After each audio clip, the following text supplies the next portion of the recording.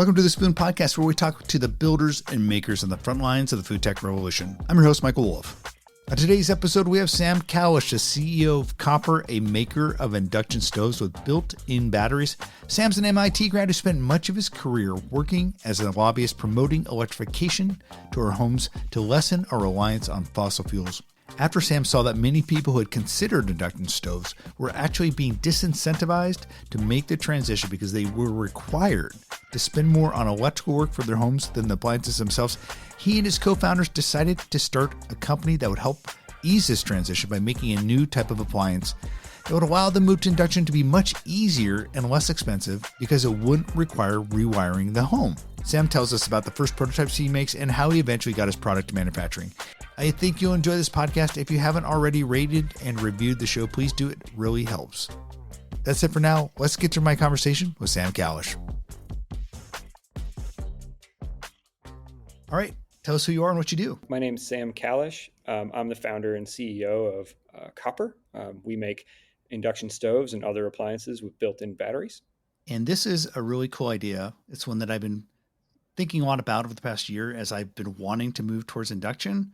It's an interesting idea that I think is starting to get traction in the marketplace, Sam. And we'll go into the product and dive into that. But I want to go back in time a little bit and hear how you got into this.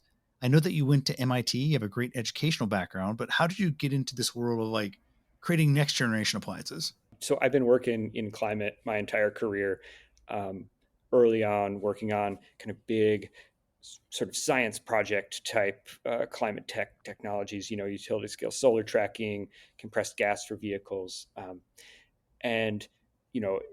Partway through that, went to MIT, as you said, did my PhD. And when I got out, I realized that we were at a point in decarbonization and in climate work where we no longer needed like really big new science project type ideas. What we needed were products and technologies for getting the great stuff we had out in the world today. So, solar, wind, and batteries are really cheap. They can do amazing things, but they're being deployed too slowly and they're too expensive. Heat pumps are amazing. Induction stoves are amazing, but we're not actually getting them out into people's homes as quickly as we need to be. And so that's what I started working on is how do we scale deployment? And I got involved in two efforts. I helped start a nonprofit called Rewiring America. Their mission is to bring electrification into the public conversation because switching from fossil fuel machines like furnaces, gas water heaters, gas stoves to the electric versions, these are quality of life improvements and we're not talking about it enough. And so did a lot of work developing that as a political platform and working that into the Inflation Reduction Act negotiations. So making sure that these electric appliances were being appropriately incentivized in that law. A lobbyist of sorts. I did work as a lobbyist for a while. It's true. I was a good one, I swear. No. And I've heard of Rewiring America. And so it was essentially a nonprofit political action organization to essentially expedite and kind of catalyze action and the government. That's right. So we did a lot of work on heat pumps, making sure that the tax credits were set up for heat pumps, work on batteries, solar, water heaters, induction stoves, things like that. So making sure that we had both tax credits as well as low income rebate programs to make sure that these technologies were on even playing field with their fossil fuel incumbent alternatives. But in the process of doing that, these incentives are really important, but it was really clear to me they are necessary but not sufficient. We also just need amazing products and technologies that make it easier to get a hold of this stuff and demonstrate the sort of like the best versions of it. I like to say there's a lot of shitty induction out there. People are selling a lot of induction stoves that actually aren't that good. And if we don't talk about it, we're kind of doing a disservice to the people who are considering adopting these technologies. So it was pretty clear to me there was also a lot of product work to do here. And you decided at some point to become a home appliance entrepreneur, which is a notoriously difficult market to break into. And so you didn't choose the easiest market. It's true. It pulls on a lot from my background, but also we've assembled a pretty amazing team that's done a lot of this before. And so luckily we're not building from scratch here. Talking about the product itself, it is essentially a home induction stove and cooktop with a built-in battery. You could probably do a lot better explanation of it. So tell us what it is and how did you get the original idea for this stove with a battery in it? Yeah, I'll answer the second part first and come back to the first Okay. part. So originally, what we were seeing is that people all over the country were spending more on the electrical upgrades to their home that they needed to get induction than they were for the induction stove itself. So they might buy, you know, a relatively crappy induction stove and spend like twice as much on just wiring a 240-volt outlet to their kitchen, which is kind of absurd. We should be, we should be making this affordable to make the And switch make suppressing sense for demand. people. I imagine a lot of people just weren't pulling the trigger because they didn't want to rewire their home for all that money. Absolutely. Even people who were highly motivated, whether it's because they were home chefs that had, realized how much better the cooking experience was, or they were parents and they were concerned about the indoor air quality from burning gas with their stove. Um, and so even people that were highly motivated were running into this blocker of they just didn't have enough electrical service in their home. And so we kind of had this idea that, wow, a battery in an appliance like this is not only a way to solve that problem, because if you put a battery in it, you can plug it into the existing outlet that you already have, making it a really easy switch. But also, when you put a battery in a stove, it makes it a much better stove. And so we could make the world's best induction range by putting a battery in it, and it would also be the easiest option for people. So it's kind of a win-win. Did at some point you say, "Hey, I have a technical background. I have this idea." Are you a tinkerer? Did you like actually try to make one, I a built prototype many. to work in your? Okay.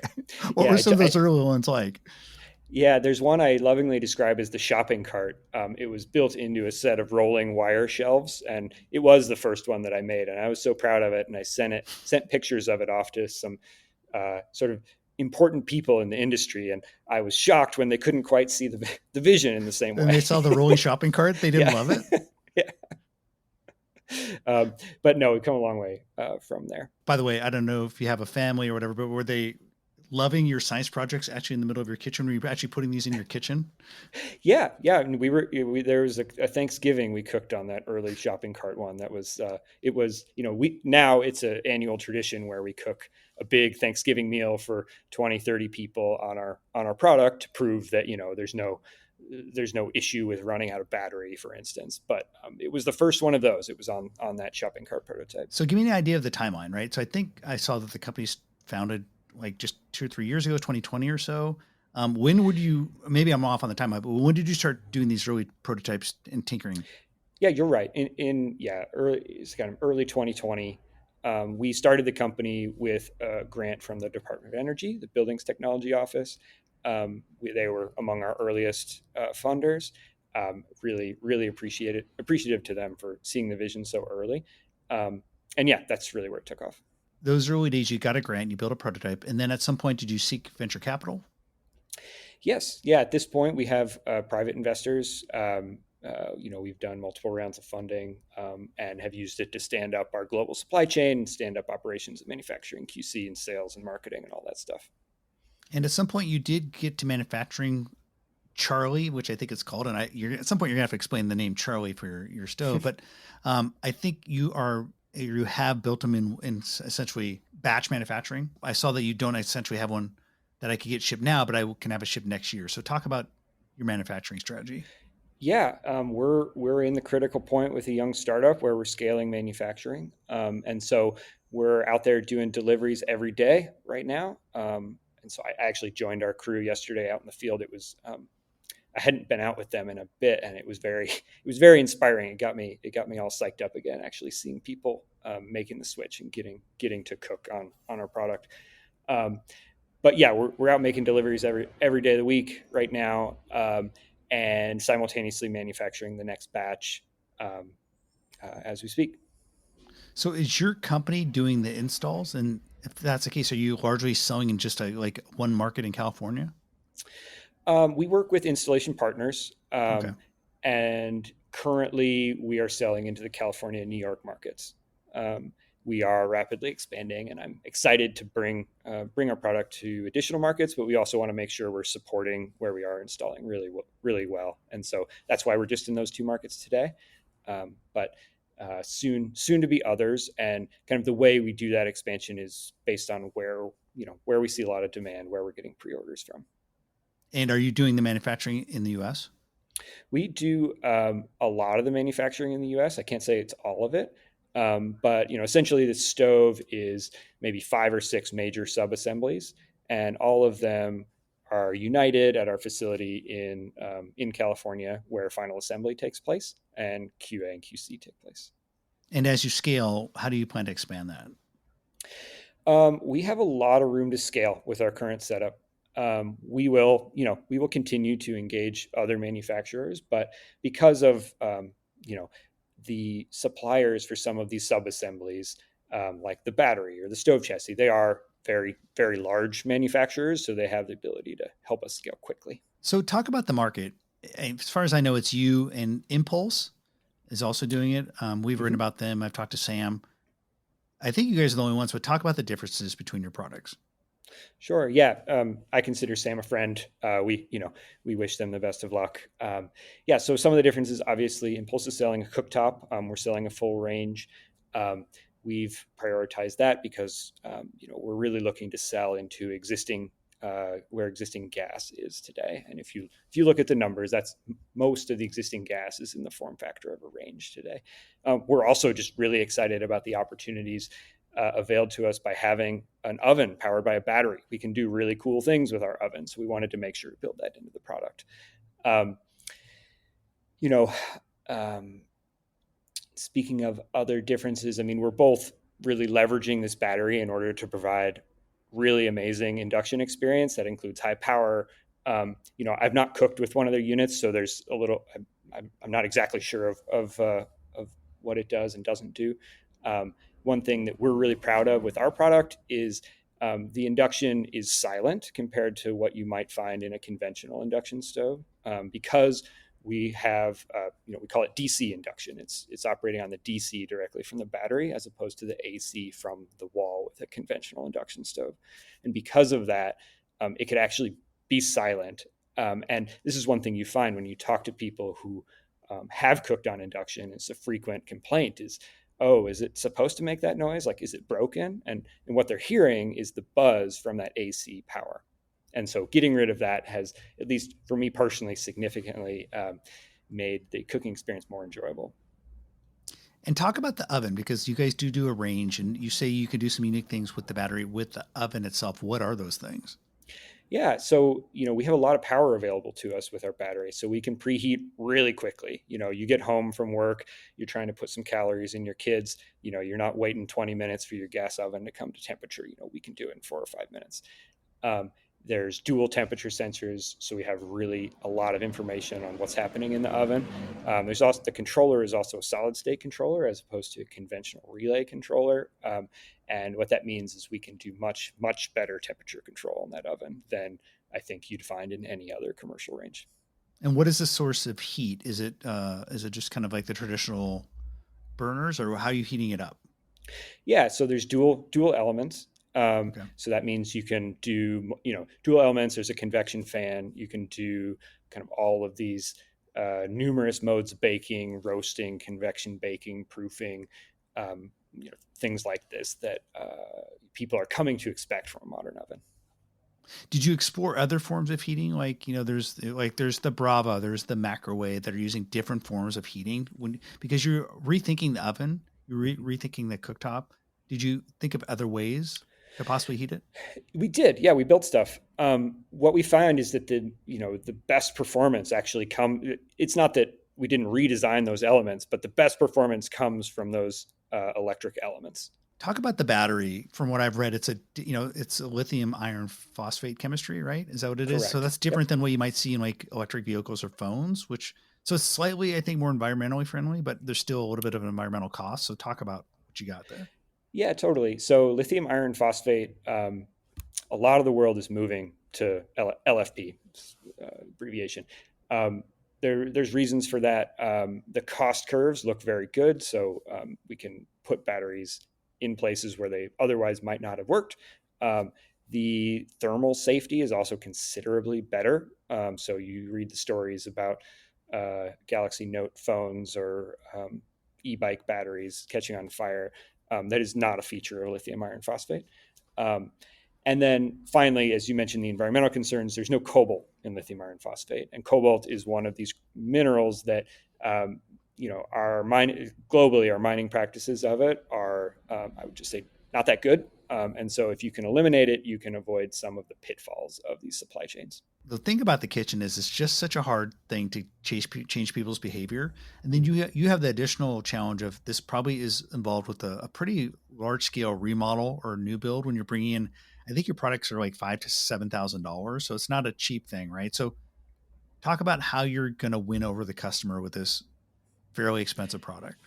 Yeah, I mean, it's important to note that we sell the cheapest way to get induction if you have gas today in almost all cases. If you want to make the switch, generally you're looking at pretty steep rewiring costs, as we talked about. But the cool thing about having a battery is you also qualify for a suite of tax credits. And so right off the top, there's a 30% tax credit on our $6,000 retail price. So, that brings the price down to 4K. If you can, I challenge you to install an induction stove and rewire your home for less than that. Some people will be able to, if the house was built recently and they have a lot of electrical service, but by and large, it's going to be very difficult to do that.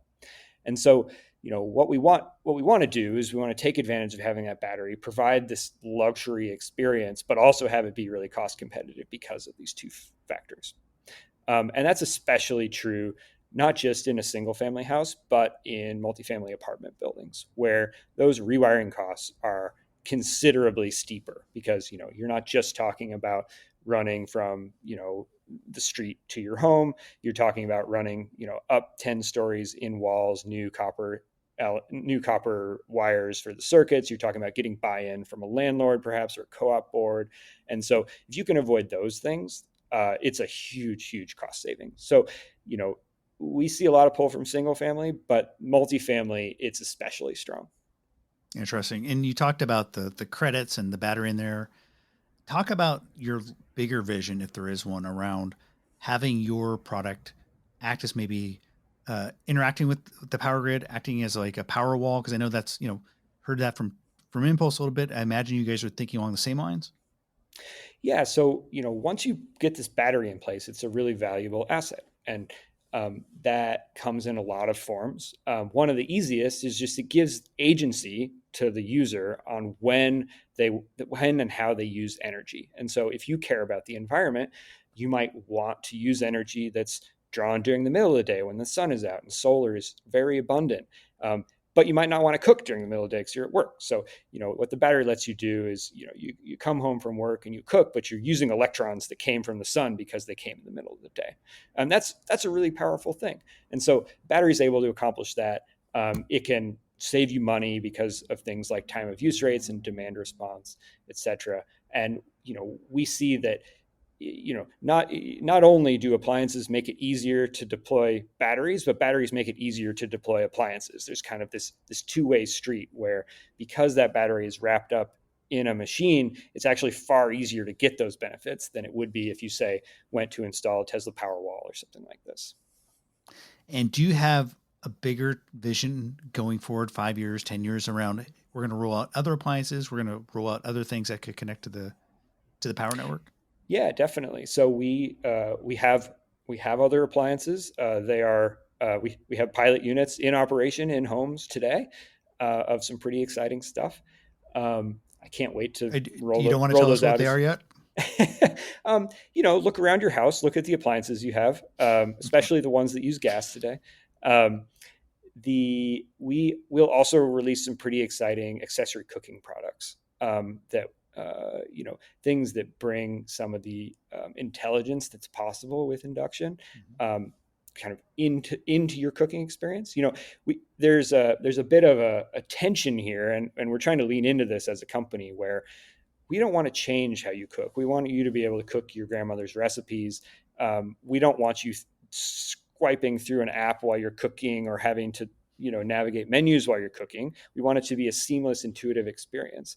But at the same time, there's all these amazing capabilities opened up by having a smart device on the other end of that cooking experience. And so we've got some fun accessory products that we'll be rolling out as well to really leverage this. At the Kitchen and Bath show last March, February, I forget what time it was. It's been a blur, but One of the things I thought was interesting about what GE Appliances did is, in past years, they would talk about like smart kitchen, for example. But this year, their whole future vision was largely centered around power management, and they were working with Savant. And Savant thought it was interesting that Savant, a fairly well-known smart home company, also is moving in the direction of power management. And it seems like that's a direction that I think a lot of folks who, 10 years ago may have been talking about, hey, you could do cool things like turn your lights on and off and automate the home. Now they're like thinking about, hey, how can we help Americans or help people around the world manage their power in a really smart way and interface with the grid and also interface with appliances? Are you working with any partners? Are you having some of these conversations? We're definitely having the conversations. There's a lot of advantages to building your own power management, especially, we have a very high power, pretty significantly sized battery that we can take advantage of if we get all the way, sort of leverage the control that we have. So we're having the conversations, but I think, at Copper, our ambition is also to play in that ecosystem. Yeah, I have to ask, Charlie, where'd you get the name? It's a good question. You want a product to feel approachable. That was pretty important to us. But the story is actually a little simpler. It was just the Alpha Bravo Charlie. It was the third gen. So it's not named after a kid or a dog. It's just the third gen. Just the third gen. Yeah. So Delta might be the next. Look out for Delta. Is that a good guess? Look out for Delta. And actually, I do. One of my colleagues at Copper has a daughter named Delta. So it's making a lot of sense. Then too. The betting markets are moving in that direction. All right, Sam, this has been a lot of fun. Where can people find out more about Copper? Yeah, go to our website, copperhome.com. You can place your order. You can also join our mailing list. And if you live in certain geographies, you can also see us out and about in the world. We have the world's best traveling induction demonstration. So we're frequently just out getting people. Is it on a shopping cart? Not anymore. Okay. All right. Well, maybe Sam will bring his traveling induction show to your house sometime soon. All right, Sam, thanks a lot. Thank you. And that's it for today's podcast with Sam Calisch, who's helping to ease the transition to the electric kitchen by building a new type of battery-powered appliance. If you haven't already, please rate and review the podcast on Apple Podcasts or Spotify. It really does help. And on the way out, enjoy this AI-created yacht rock-styled song about the electrification of your kitchen. Electric chef, oh so fine, wired to the future bright, cooking meals with clean delight, turning dials, it's smooth and sleek, modern marvel can't be beat.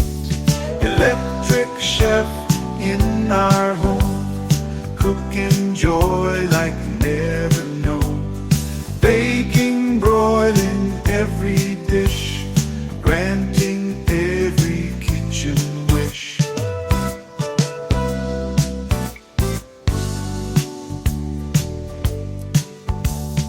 Battery-powered brilliance shines, saving power, saving time.